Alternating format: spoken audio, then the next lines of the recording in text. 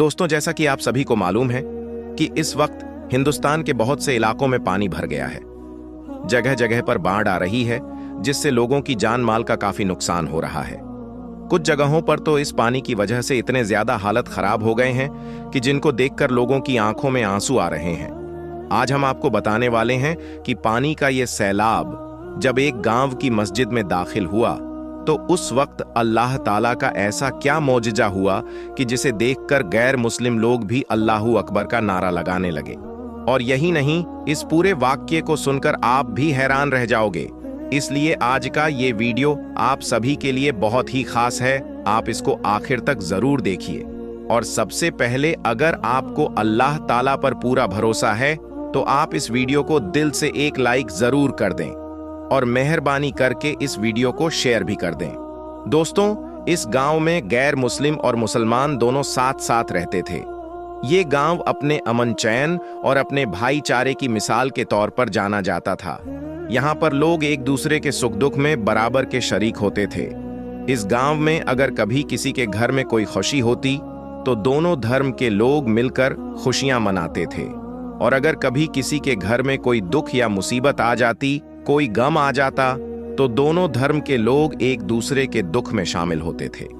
इस गांव की एक खास बात यह थी कि ये पूरा का पूरा गांव बहुत खुशहाल था। यानी कि ये गांव कुदरती खूबसूरती और हरियाली से भरा हुआ था। अल्लाह ताला ने इनको तरह तरह की नियमतों से नवाज रखा था। इस गांव के ज्यादातर लोग करीब के शहरों में अपना कारोबार करते थे, लेकिन अब इस गांव में एक मसला ये बन गया कि जो सबके लिए परेशानी का बाइस बना हुआ था, और वो ये था कि इस गांव में पिछले 1 साल से बारिश नहीं हो रही थी, जिसकी वजह से गांव का हर आदमी परेशान नजर आने लगा था। क्योंकि इससे पहले लोग अपने खेतों में फसलें उगाया करते थे, जिससे हर तरफ हरियाली ही हरियाली का मंजर होता था। लेकिन अब बारिश ना होने की वजह से इनकी फसलें सूख चुकी थीं और ना ही दरख्तों में पहले जैसी रौनक बाकी रही थी। इस परेशानी के आलम में एक तरफ गैर मुस्लिम लोग ये समझने लगे थे कि शायद उनका भगवान उनसे नाराज हो चुका है, इस वजह से हमारे गांव में बारिश नहीं हो रही है। इसलिए गैर मुस्लिम लोग मंदिर में या अपने गिरजाघरों में जाकर अपने भगवान की पूजा करने लगे और हाथ जोड़कर अपने भगवान से बारिश बरसाने की प्रार्थना करने लगे। लेकिन बारिश का कोई भी नामो निशान नहीं था। और दूसरी तरफ मुसलमान भी ये सोचने लगे थे कि शायद अल्लाह ताला उनसे नाराज हो चुका है, इस वजह से बारिश नहीं हो रही है। इसलिए वो भी अपनी मस्जिद में जाकर नमाज पढ़ने लगे और गिड़गिड़ाकर अल्लाह ताला से दुआएं मांगने लगे। लेकिन आसमान पर बादल का एक टुकड़ा भी नजर नहीं आ रहा था। हालांकि इस गांव में रहने वाले तमाम मुसलमान नेक दिल और इबादत गुजार थे। उन्हीं में से एक बुजुर्ग मौलवी साहब भी थे, जो अपनी नेकी और इबादतों की वजह से पूरे गांव में मशहूर थे। मौलवी साहब सिर्फ 5 वक्त की नमाज ही नहीं पढ़ते थे, बल्कि वो रात को उठकर तहज्जुद की नमाज भी अदा किया करते थे। और यही नहीं, मौलवी साहब हर वक्त अल्लाह का जिक्र करते और गांव के दूसरे लोगों को भी नेकी की तरफ माइल करते। ऐसा था इस पूरे गांव का माहौल। लेकिन इस वक्त बारिश ना होने की वजह से इस गांव के लोग बहुत परेशान हो चुके थे। इसलिए इस परेशानी के आलम में गैर मुस्लिम लोग अपने ईश्वर से प्रार्थना कर रहे थे, जबकि मुसलमान अपने अल्लाह से मदद की दुआएं मांग रहे थे।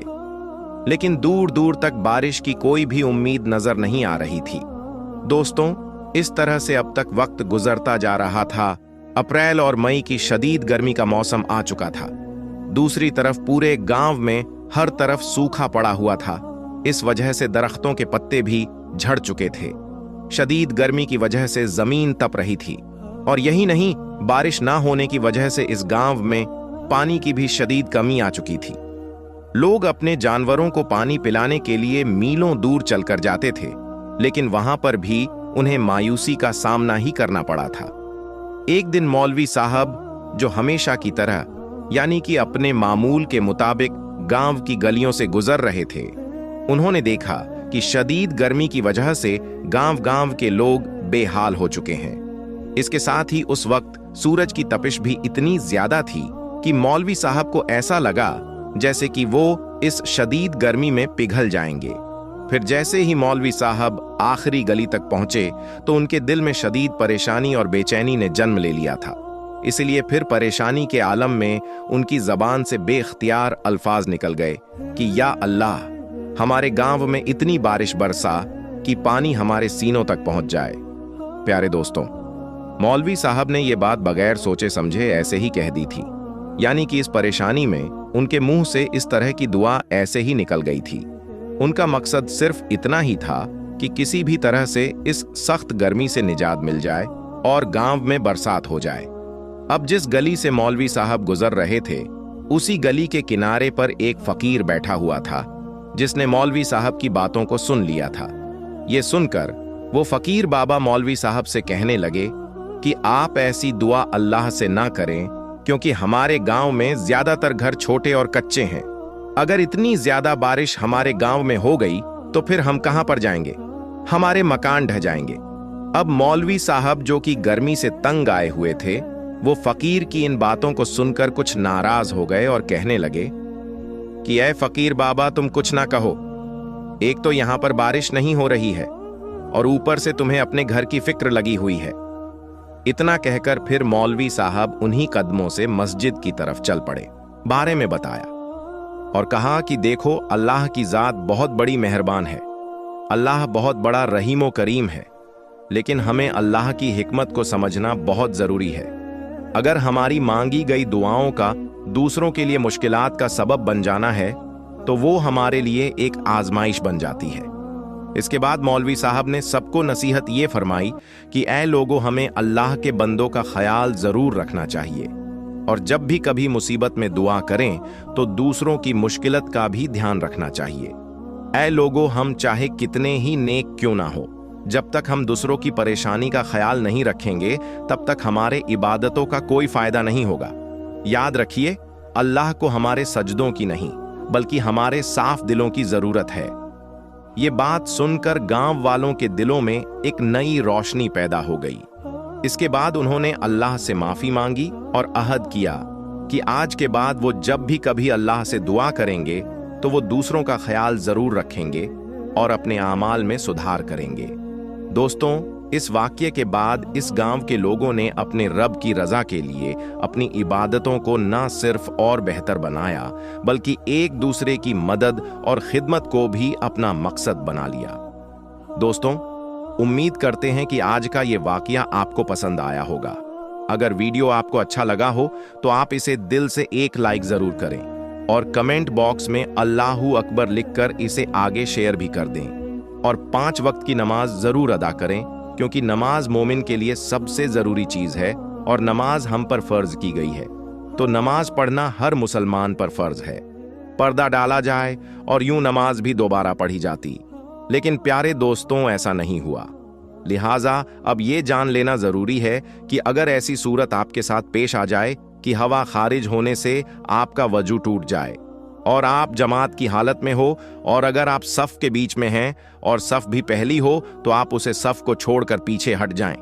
नमाज मुकम्मल करें या दोबारा वज्जू करके आएं, तो ऐसी सिचुएशन में हमें क्या करना चाहिए? तो दोस्तों, इस बारे में उल्मा बताते हैं कि दीने इस्लाम की तालीमात ये है कि अगर वजू टूट जाए तो तुरंत नमाज से अलग हो जाए, दोबारा वजू करें और नमाज में शामिल हो जाए। प्यारे दोस्तों, हजरत अम्मा आयेशा रजी अल्लाहु ताला अन्हा से रिवायत है कि हुजूर पाक सल्लल्लाहु अलैहि वसल्लम ने इरशाद फरमाया कि मजिया हवा खारिज होने के नतीजे में जो भी शख्स नमाज अदा कर रहा हो तो उसे चाहिए कि वो फौरन नमाज से अलग हो जाए, दोबारा वजू करे और इस दौरान किसी से बात ना करे और फिर नमाज में शामिल हो जाए। जो रकात रह जाए उसको बाद में अदा कर ले और अपनी नमाज को मुकम्मल कर ले। यानी दीने इस्लाम में इसकी कोई गुंजाइश मौजूद नहीं है कि अगर कोई शख्स नमाज के दौरान उसका हवा निकल जाए या उसे ये महसूस हो या वो महसूस कर ले तो नमाज को जारी रखें, बल्कि नमाज से अलग होने और दोबारा वजू करके नमाज को मुकम्मल करने का हुक्म है। इस हवाले से उल्मा ये कहते हैं कि चूंकि इस पर कुछ लोग शर्मिंदगी महसूस करते हैं, उनके लिए नमाज से अलग होना मुश्किल है, तो उल्मा ये बताते हैं कि अगर कोई शख्स ये महसूस कर ले कि उसकी हवा निकल गई और उसका वजू टूट गया है, तो वो अपनी नाक पर हाथ रखते हुए जमात से अलग हो जाए। इससे ये पता चलेगा कि इस शख्स की नक्सीर फूट गई है। याद रहे कि नक्सीर फूटने यानी खून बहने के नतीजे में भी वजू टूट जाता है, फिर दोबारा वजू करना पड़ता है। चुनांचे जब कोई शख्स नाक पर हाथ रखकर नमाज से अलग होगा तो दूसरे लोग यही समझेंगे कि इसकी नक्सीर फूटी, इसके नाक से खून निकल रहा है, जिसकी वजह से ये दोबारा वजू करके नमाज में शामिल होगा। और इस तरह किसी भी शख्स को शर्मिंदगी से बचाया जा सकता है। और दीन इस्लाम में जो हुक्म है कि दूसरों के ऐब पर पर्दा डाला जाए, तो वो भी इस तरह पूरा किया जा सकता है। और प्यारे दोस्तों, आखिर में एक सवाल ऐसा जो कि शायद कुछ लोगों का हो कि अगर किसी को बार बार हवा खारिज हो जाए, निकल जाए, तो उस सूरत में क्या हर बार वजू करके नमाज अदा करनी होगी या फिर एक बार ही वजू करके नमाज अदा कर सकते हैं?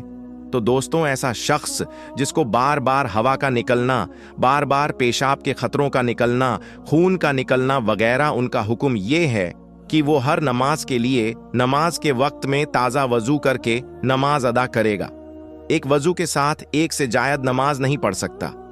अगर नमाज के वक्त के शुरू होने से पहले वजू किया, फिर उसे हवा निकलती रही या जो भी उज्र पेश हुआ और फिर नमाज का टाइम होने पर नमाज पढ़े तो नहीं होगी। इसीलिए ऐसे शख्स के लिए जरूरी है कि वो हर नमाज के लिए उसके वक्त में ताज़ा वजू करे। ऐसा शख्स जो मुसलसल रिसने वाले जख्म का मरीज हो, जो सरन माजूर है, एक वक्त के लिए एक बार वजू कर ले, वक्त के अंदर अंदर जिस कदर चाहे नमाज अदा कर ले। कुरान करीम को छुए जब तक वक्त बाकी है, इस वजह से वजू ना टूटेगा। हाँ, किसी और वजह से वजू टूट सकता है। जैसे ही वक्त खत्म हुआ, वजू जाता रहा।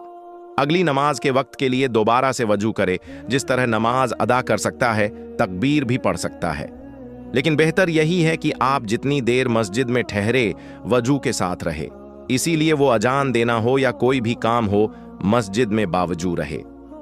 दोस्तों, उम्मीद है कि आपको हमारी आज की वीडियो के जरिए से जो एक बहुत अहम मसाले पर बात की गई है, वो आपको बहुत अच्छी तरह से समझ आ चुका होगा कि वजू टूटने की सूरत में किस तरह से आप नमाज से अलग होंगे और कैसे वजू करके दोबारा नमाज में शामिल होना है। तो दोस्तों, आज की इस वीडियो में बस इतना ही। हम मिलेंगे आपको अगली वीडियो में। तब तक के लिए अल्लाह हाफिज।